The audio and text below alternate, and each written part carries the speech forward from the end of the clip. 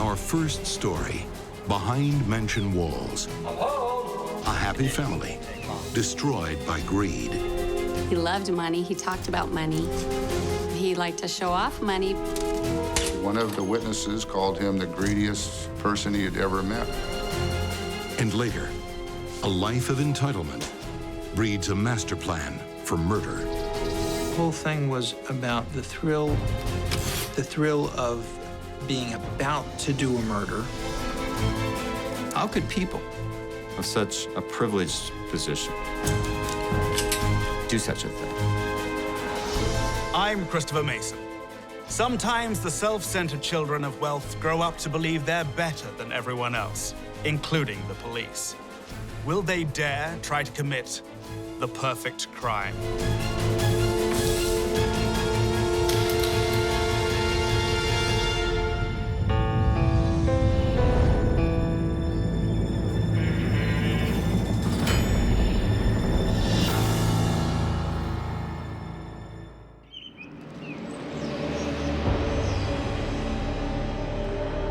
Fresno, California, 2 days after Easter Sunday, 1992. Homicide detective John Sousa is called to a bloody crime scene. He's stepping into a complex dance with a killer that will consume his life for the next 3 years. Come on, we'll do it. We looked into the kitchen area, and we seen a young lady laying face down.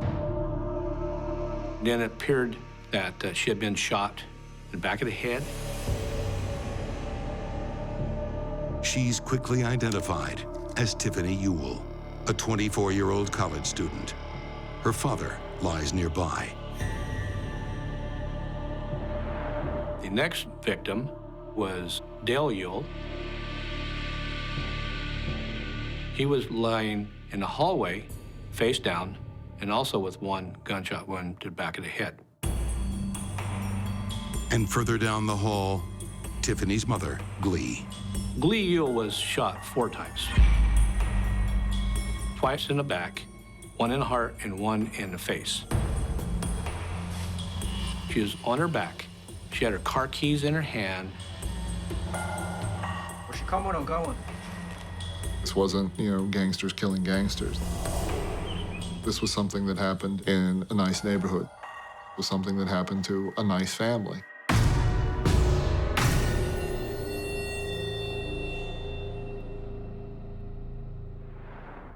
Even surrounded by affluence, a family can be snuffed out in the safety of their own home. At first glance, this appears to be the work of someone less fortunate, plundering the wealthy. A robbery gone wrong. Back in the 60s, if you had money in Fresno, you built a big house in the Sunnyside neighborhood. It's discreet and established, but not at all pretentious. Just the way Dale Yule likes it. Dale was a very private person.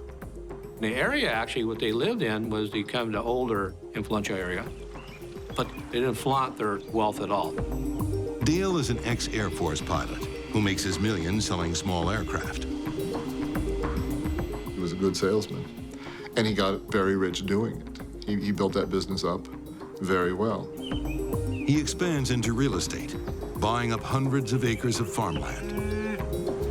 There's even change left over for a beach house at Pajaro Dunes in Monterey, California. He made a lot of money. He's a hard-working guy and respected for that. I guess they always say he was a hard-nosed businessman, but honest. Dale Yule's dream is to build a fortune so his children don't have to work as hard as he did. His wife, Glee, supports him all the way. She's the model spouse, throwing herself into charity work. Glee was very socially conscious.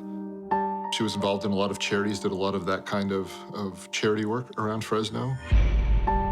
Popular woman. She took care of her friends, saw to the sick and the needy. Was considered to be a wonderful friend. For Detective John Sousa, One lap of the Yule's house has him asking questions. Is all this really the work of a burglar? Or is it just meant to look that way? I've been to a lot of burglary scenes. This has been ransacked. It was just a ransack, not a burglary. This wasn't a burglary. It was staged to look like a burglary. A family photo holds a vital clue. Dale and Glee Yule had 2 children. Tiffany is lying dead in the hallway. So where on earth is her younger brother, Dana? It was the whole family except for Dana, the only son, who wasn't there. Dana Yule is missing. Is he a hostage or a victim? While police search for him, forensic examiners piece together what happened on that fateful Easter Sunday. The investigation revealed that Tiffany got shot first. Glee heard her falling to the ground, came to that direction, seen the perpetrator, and took off running.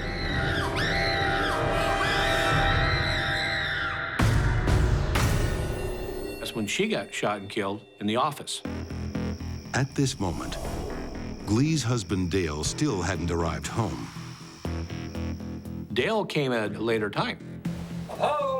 We speculated anywhere from 15 minutes to a half hour. And so the crook waited for him to get there.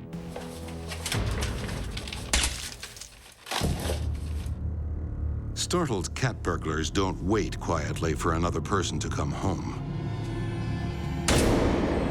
Hitmen do. This had been an execution. This was premeditated. This had been designed. Someone wanted Dale Yule dead. Dale Yule had an unpleasant reputation as a businessman. People were often unhappy after they did business with Dale. He got the better end of almost all the deals he was in. And he might have made somebody angry enough to want to hurt him. 20 years before, he upset a local mafia figure in a business deal. It's not normal for them to kill women and children unless they're doing what they call a root pull. And a root pull is when everyone gets killed. A root pull is a possibility. But what about the missing son, Dana Yule? Dana is the odd one out in the Yule family. While his father plays down his millions, Dana plays them up. Dana liked being rich. Dana liked being popular. He fancied money. That's what he lived for, is wealth and the power and fame that come with it. A student at Santa Clara University, Dana is known on campus for his luxury cars and imported suits. Dana carried a briefcase to his classes in college. A nice leather, completely inappropriate briefcase, as everybody else is in sweatshirts and shorts. He wore button-down shirts, Dockers, and carried his briefcase. So where was Dana while his family was getting shot? He had gone with his girlfriend, who was the daughter of an FBI agent, to her house for Easter dinner. While his parents and sister were being murdered, he was having dinner at an FBI agent's house, hundreds of miles away. That's a pretty good alibi. It's about as airtight as you can get.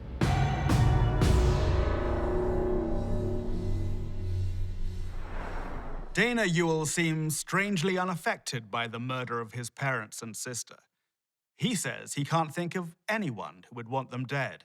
But in the Yule's blood-stained home, detectives begin to discover that the devil is in the details. Alarm had been disengaged or was off. There was no forced entry. The house was locked. Strange. And there's also something odd about the bullets that are used to kill the Yules. The thing they noticed quickly was these bullets had deep gouges down the sides.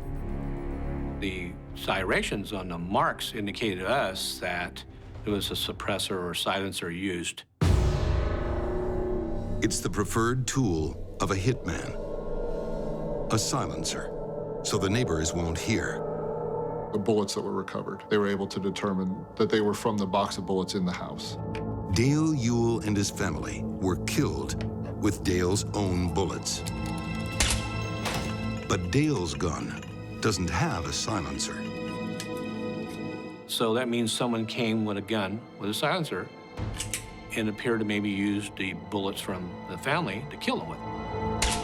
You don't bring a gun to a gunfight or execution with no bullets in it, unless you know there's bullets there to get. And the execution theory begs one more question.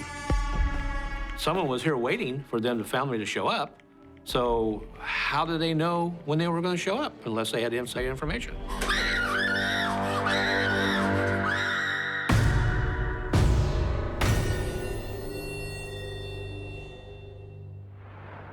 This family hitman is clearly someone who knew too much. The mounting evidence keeps driving home one confounding point. It's an inside job. But who could be the insider? We went transparent, went this white. And it says, "Oh," and closed the door.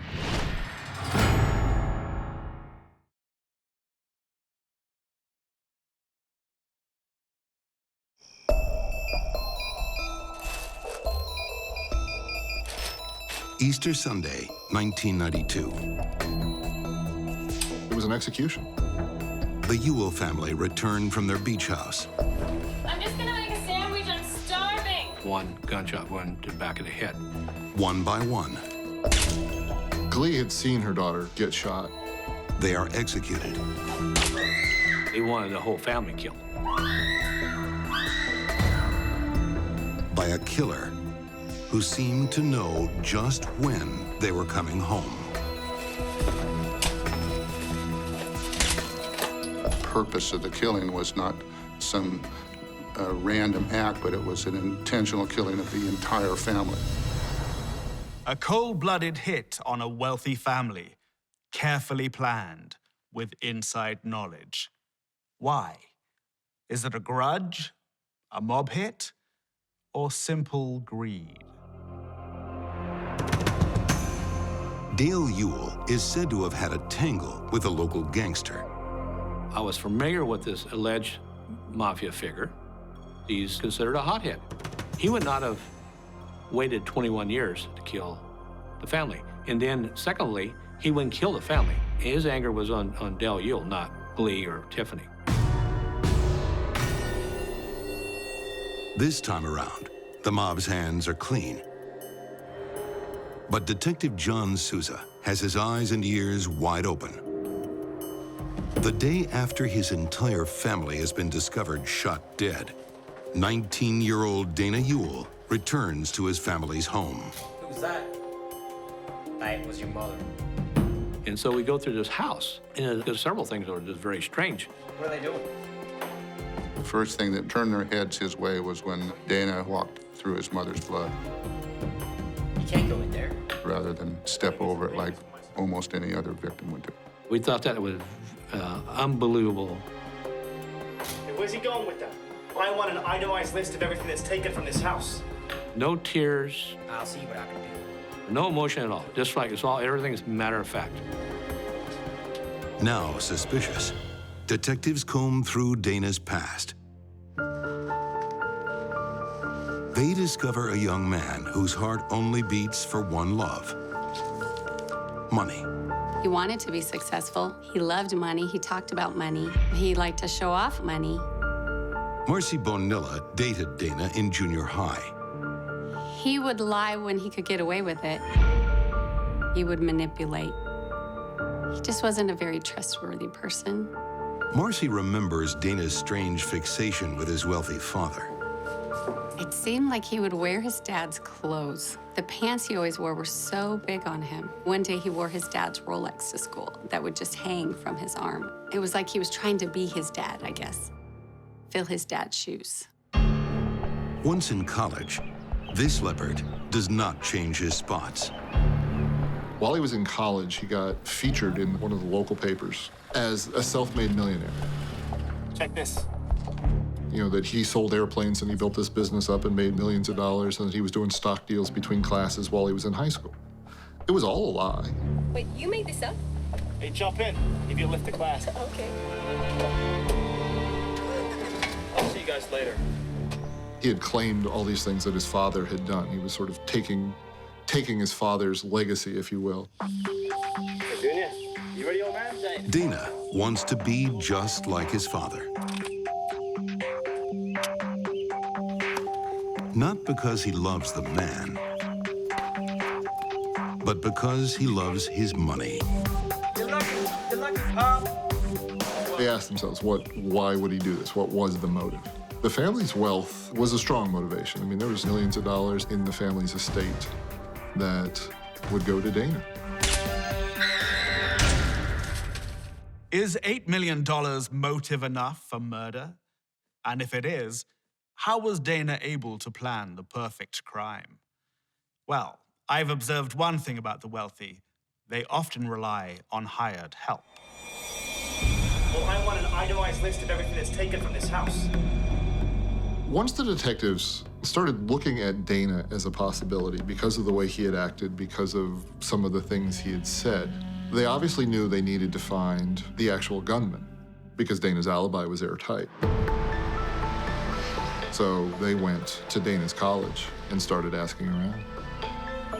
At college, Dana plays the rich big shot, which makes one choice of friend very curious. Dana being the $200 shirt and $100 tie guy, he's running around a guy cut off Levi's and just a slob. This slob is named Joel Radovich. When I got a hold of him, I said, well, I understand that, you were good friends with Dana, and, his parents got killed. And I said, yeah, I heard that. And he goes, are you going to arrest me? That makes detectives suspicious. So then they started looking at how can we connect Dana to Joel, Joel to the murder.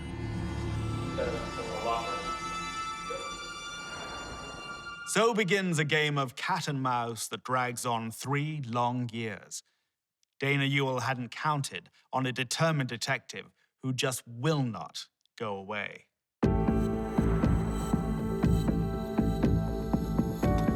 Dana made numerous comments to people that we would never solve this case because we're not smart enough, and that the only reason we were cops because we weren't smart enough to get any other job.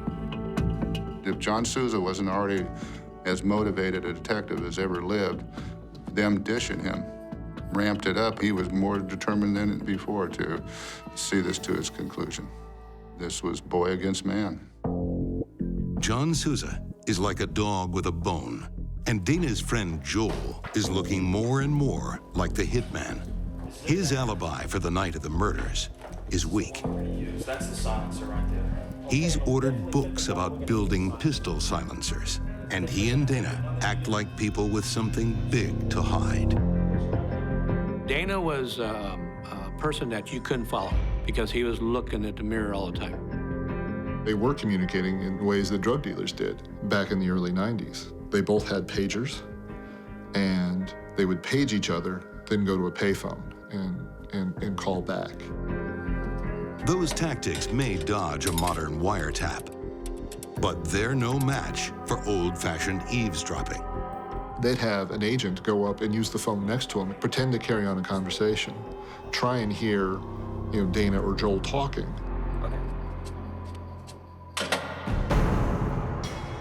Finally, a breakthrough. Detectives discover that unemployed Joel has spent over $30,000 on flying lessons.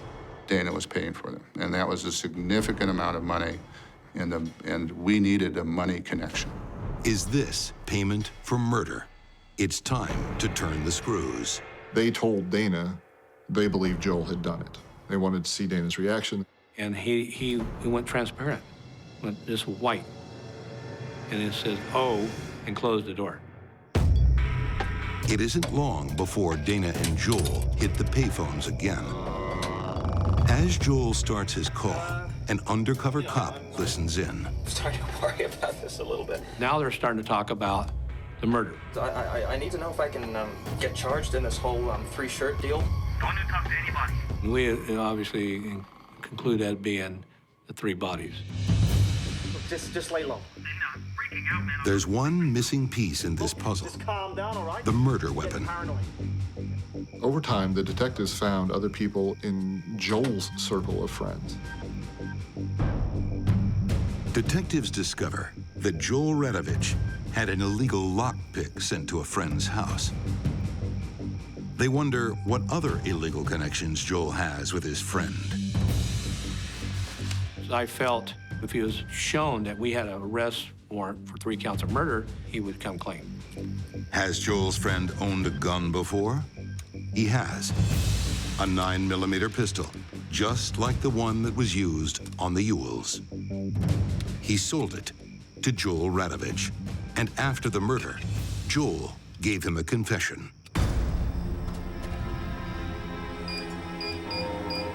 He eventually said that Joel had confessed. He told him he had committed these murders.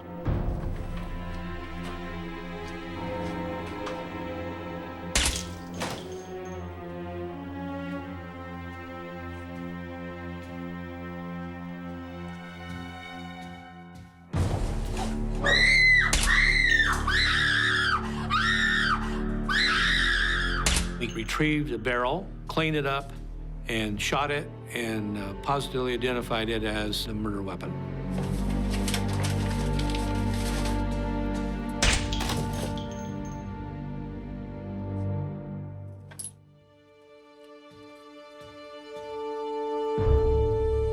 Dana Yule is arrested amid the wreckage of his perfect crime. After years of tenacious police work, the evidence is overwhelming, and a stubborn underdog cop handcuffs a guilty man. Dana's position to this day is that he's innocent, that there's nothing for him to be remorseful about in the murder of his parents. What he did was obviously very evil. And the one that made me madder than the fact he killed his parents, he killed his sister. So he wouldn't have to split the $8 million. That's the only reason she died. That was, to me, was evil. That's strictly about money, period.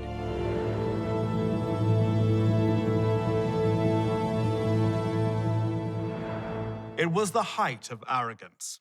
I'm smarter than those working-class cops. I'm Dana Yule. Catch me if you can. But he was a rich little boy playing a man's game. Now Dana and Joel are serving life sentences with no parole. They will die in prison.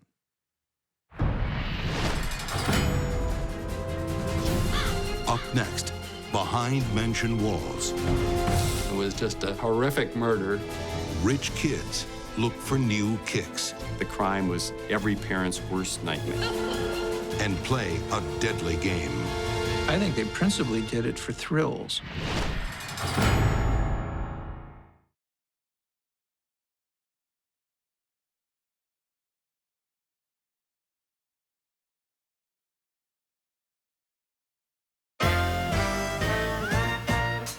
Chicago, the Roaring 20s. America's barons of enterprise are making money hand over fist. It's a happy time for the city's elite. But on May 22nd, 1924, millionaire businessman Jacob Franks fights a sick feeling in his stomach. Dear sir, as you no doubt know by this time, your son has been kidnapped. His 14-year-old son, Bobby, has disappeared while walking home. He is at present well and safe. Now, there's a ransom demand for $10,000. Or else. Should you, however, disobey any of our instructions, his death will be the penalty. $10,000 then would be the equivalent of over $100,000 today. While most parents will pay anything to save their child's life, wealthy parents hold much larger checkbooks. And the Franks would seem to have no trouble ponying up. Young Bobby Franks had the world at his feet. After a school day at Harvard Boys, he'd walk home to the family mansion in elite Kenwood. His father is a retired industrialist and president of the Chicago Public Library. The Franks want for nothing. But status and wealth can't stop heartbreak or murder. The crime was every parent's worst nightmare. Just hours after the Franks received the ransom note, Bobby's dead body is found in Wolf Lake, a remote parkland outside the city. He is beaten and horribly disfigured, as if acid has eaten his flesh. What could horrify parents more than the thought that their child, simply walking home from school, could be picked up and murdered?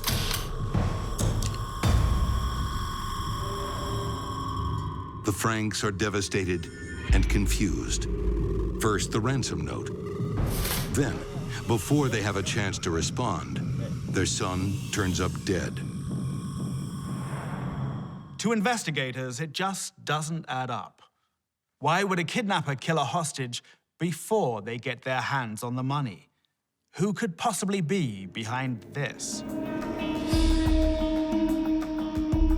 There is one clue at the murder scene, a pair of eyeglasses. They don't belong to the boy, so whose are they? Then there's Wolf Lake itself. Who would know it well enough to hide a body here? Police discover that it's a haven for bird watchers. The thing about bird watching, it is a genteel preoccupation of the leisure class going back centuries. One particular bird watcher catches their attention. Another rich teenager, Nathan Leopold. Nathan Leopold came out of one of the most wealthy families in all of Chicago. His father owns the biggest paper mill in Illinois. At 19, Nathan is heir to a grand fortune. So the last thing he needs is ransom money. But rich victims demand quick justice. So police explore all avenues, no matter how unlikely. They interview the wealthy heir. But on the 21st, I was with Richard Lobe and a couple of girls. We went for a country drive. As expected, Leopold has a convincing alibi for the day of the murder. Like so many rich kids, he was wooing girls in his flashy car. The girls were strangers, he tells police. Conveniently, he can't remember their names. But he does identify his good pal and driving buddy, Richard Lobe. Another teen aristocrat with impeccable credentials. Richard Lobe is a popular, cocky, good-looking guy, a guy who liked to hang out with girls, very privileged kid, and probably spoiled because of the wealth the family had. Richard's father is a vice president of American retail icon Sears Roebuck. Two rich kids picking up girls, nothing unusual there. It seems like a dead end. But behind mansion walls, what is murder to you and me can be just a parlor game. The cops have no idea they're being played for fools, that a killer is toying with them.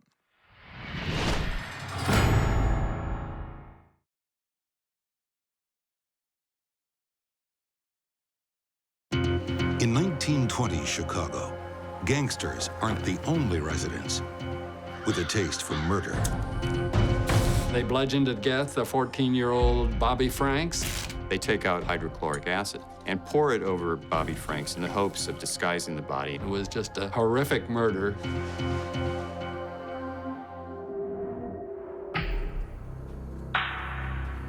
For months before the slaying of a young aristocrat, two rich teenagers are plotting. The two of them are said to have had a sexual relationship with one another. I don't get the same thrill out of this as you, Dickie. But sex is just one secret Nathan Leopold and Richard Lobe are keeping to themselves. Richard Lobe would promise to provide sex for Nathan Leopold in return for Nathan Leopold's agreeing to participate in a certain number of crime adventures with Richard Lobe. They're bourgeois criminals, using their superior class and education to outsmart the law. Leopold, he had a measured IQ of 200. He graduated from the University of Chicago at 18. Richard Lobe has a passion for crime novels. Richard Lobe had a fantasy life. He really liked detective stories. He was pushed into the classics, but his real love was the detective stories. This doesn't excite me. It excites you. Yeah, well, I know what excites you. I've seen it often. When wealth gives you any plaything at the snap of your fingers, everyday life seems dull as dishwater.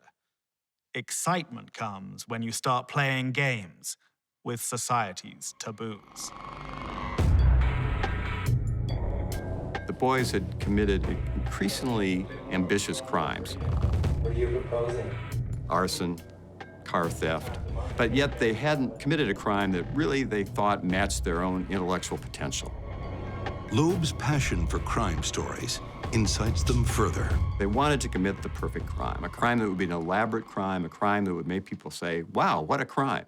And such others Should you, however, disobey any of our instructions, even slightly, So the finest education money can buy is perverted into kidnap and murder for an amusing goal: committing the perfect crime. I think every once in a while, the wrong people meet. And I think that's true for Leopold and Lobe. In the days following little Bobby's death, Leopold and Loeb's game is in full play. He was arrogant, selfish. Part of the fun is to be involved in the investigation. Lobe offers his opinions to journalists. I mean, if I was going to murder anybody, he's exactly the kind of cocky son of a bitch that I would pick. I think Loeb inserted himself into the story by talking to journalists, both as a way to stay close to it and try to get information from them. But these whiz kids aren't quite as smart as they think.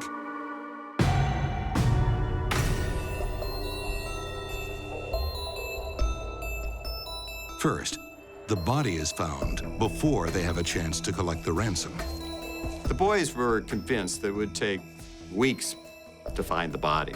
It will have deteriorated to the point where identification would be very difficult.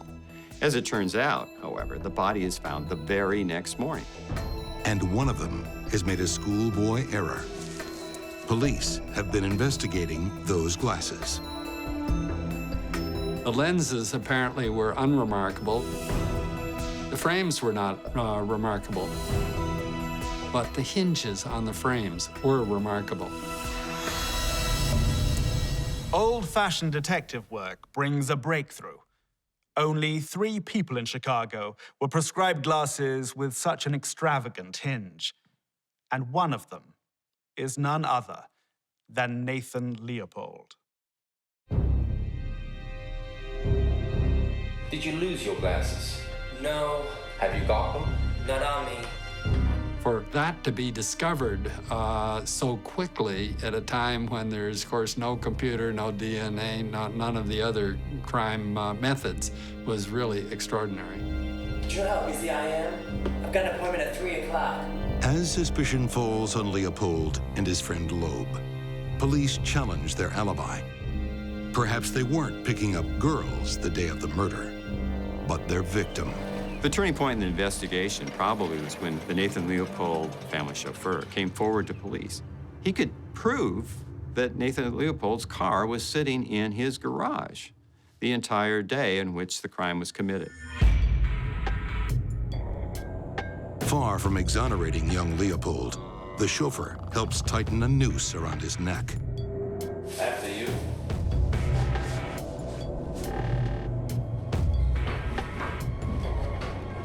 Nathan Leopold and Richard Lobe were telling investigators that they were picking up girls in Nathan Leopold's car cannot be true. They were lying. Their alibi is not accurate. It's no good holding out, Richard. Leopold is the owner of those glasses. Your alibi has fallen apart. Experiencing the kind of interrogation he relished as an avid crime reader, Richard Lobe crashes to earth. He realizes they haven't pulled off the perfect crime. Come clean. In fact, one imperfection follows the next.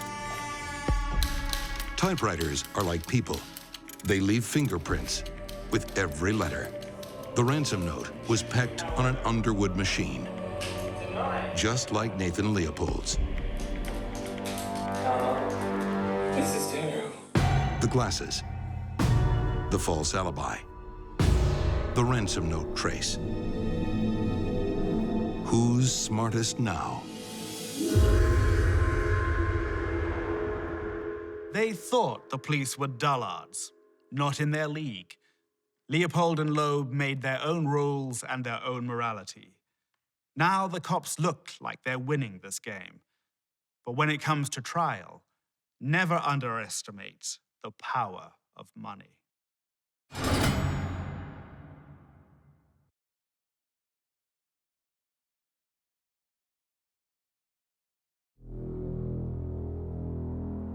Before the term thrill kill is coined, there's Leopold and Lobe. Two wealthy teenagers who want to commit the perfect crime for fun.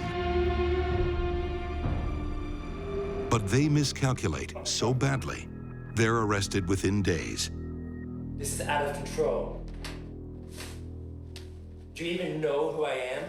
And now, they're spilling their sordid story. Okay, I'll tell you all. Nathan Leopold and Richard Lobe don't just settle for hunting fox, quail, or pheasant like their wealthy friends. These two young men, heirs to millions of dollars, hunt an innocent child.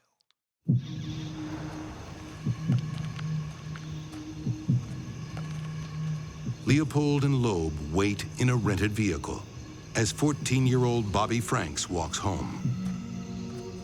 The victim was chosen somewhat randomly. They circled around, looked for people coming out of the Harvard School for Boys, and Bobby Franks was in the wrong place at the wrong time. They know Bobby from their tennis club. Hey, Bobby, come on, I'll give you a lift. Hop in. Oh, I can walk. I live just up the road. I think the whole thing was about the thrill of plotting a kidnapping and murder, the thrill of actually luring Bobby into the car. Come on, I want to talk to you about a tennis racket you had yesterday. The thrill of being about to do a murder.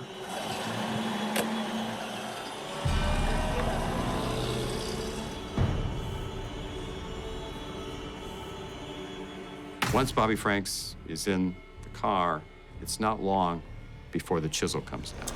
Richard Lobe leans over that front seat and begins bashing the skull of young Bobby Franks. Come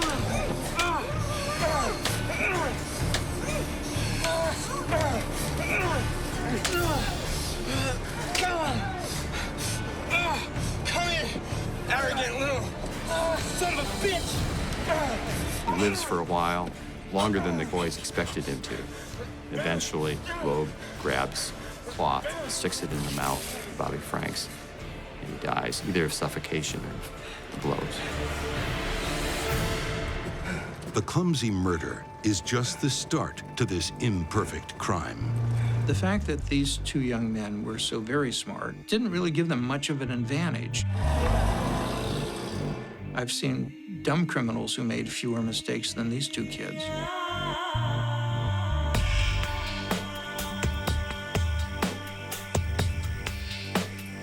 They drag the body out of the car, bring it over to a drainage ditch. Nathan Leopold has to take off his jacket, which happens to have a pair of glasses in it at that time.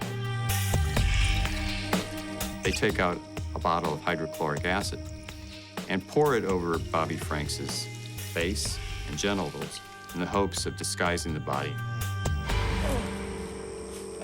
Hey, me, son of a bitch.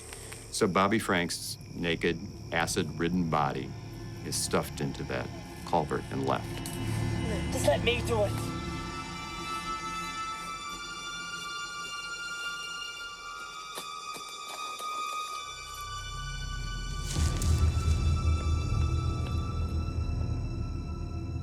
They wanted Chicago to recognize that the perfect crime had been committed, and they wanted to sit back and watch as people tried to figure out how this crime was committed and who committed it. They wanted to sit back and laugh at the futility of the investigators. Now, as they await trial, no one is laughing. They've completely tarnished the reputation of Chicago's elite. The city is horrified. How could people of such a privileged position do such a thing? What's wrong with these families? What's wrong with our society that such a thing could happen?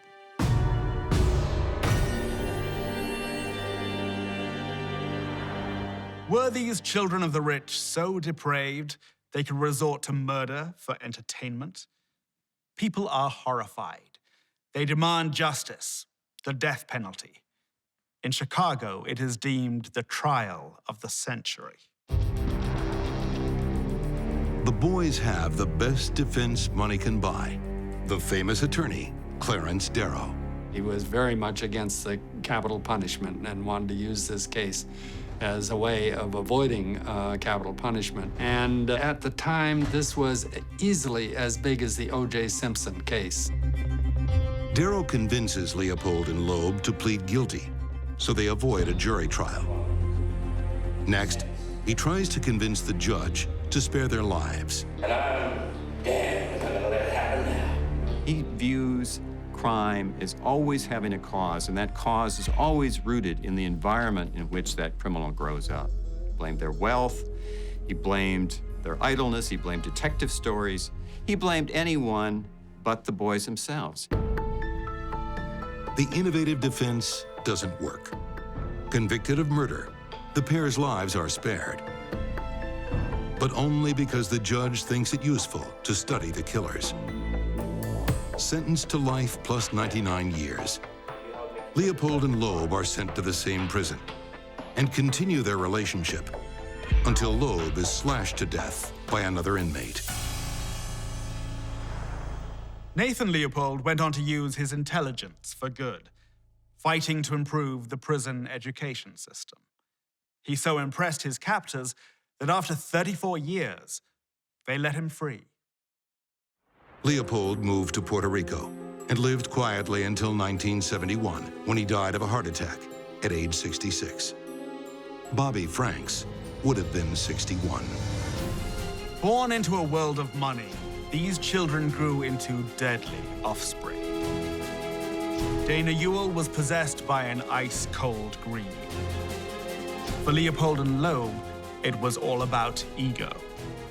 These sons of wealth played life as a lethal game, a quest to commit the perfect crime. Till next we meet, behind mansion walls, I'm Christopher Mason.